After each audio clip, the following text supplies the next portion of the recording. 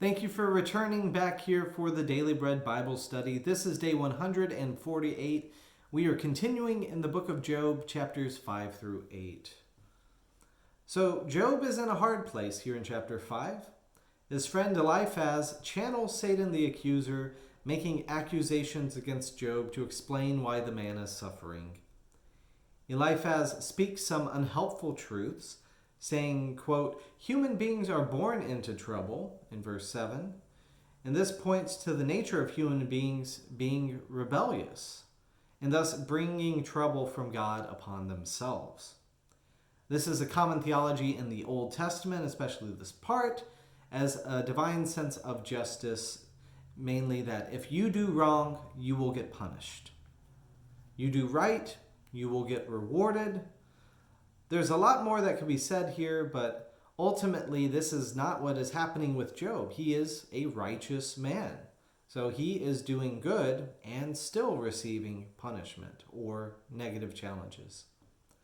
Eliphaz continues in his train of thought in verse 17. How happy is the one whom God reproves. Therefore do not despise the discipline of the Almighty. Eliphaz sees Job's suffering as discipline from God for something Job did wrong.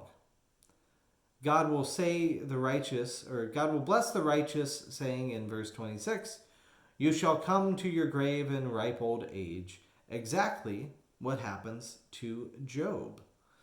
So all of this kind of talks around assuming that Job sinned.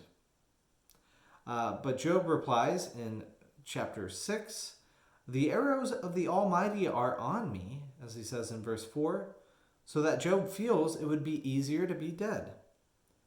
Job also acknowledges that there is suffering from friends who speak law, and I would argue this simple theology instead of the gospel.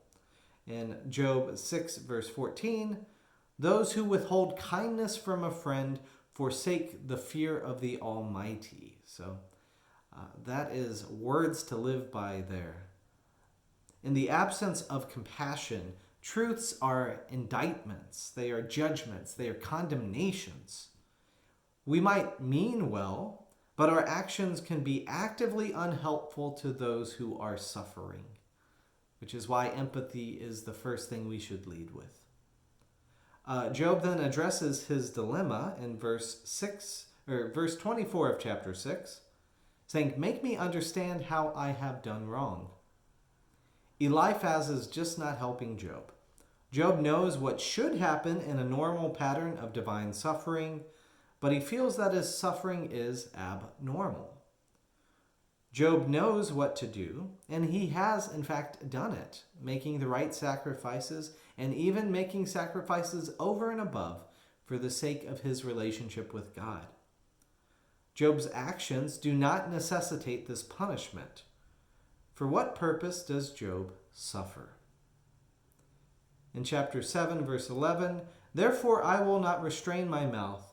I will speak in the anguish of my spirit. I will complain in the bitterness of my soul. In Job 7:16, I loathe my life. I would not live forever. Let me alone, for my days are a breath. And then a phrase that's interesting to me appears here in Job 7, verse 17. What are human beings, that you make so much of them, that you set your mind on them? Visit them every morning and test them every moment. Which reminds me a lot of, in Psalm 8, verse 4, and Psalm 144, verse 3, it says something similar. What are human beings that you are mindful of them, mortals that you care for them? So in some ways, is it Job that is quoting a psalm or a psalm that is quoting Job? Well, up to you to figure that one out. Job calls God a, quote, watcher of humanity. In Job 7:20, he says, why have you made me your target? Why have I become a burden to you? Hearing all of this, the other friend, Bildad, now takes his turn to respond to Job in Job 8, verse 5, saying, if you will seek God and make supplication to the Almighty, if you are pure and upright, Surely then he will rouse himself for you and restore to you your rightful place. Though your beginning was small, your latter days will be very great. This is also true because it happens to Job later. God blesses him a double portion at the end of this book of Job. Bildad's words are based upon theology of doing good, right? That God's blessings, and you get when you're doing good, you get God's blessings, and when you commit sin, you get God's punishment. So that simple theology continues in the line of his friends. Bildad speaks more theological ideals as well, ones of hope in Job 8:21. He will yet fill your mouth with laughter and your lips with shouts of joy. Those who hate you will be clothed with shame, and the tents of the wicked will be no more. But again, we will see next time that all of these ideals are still not helpful to somebody who is suffering, but we will talk about that more next time.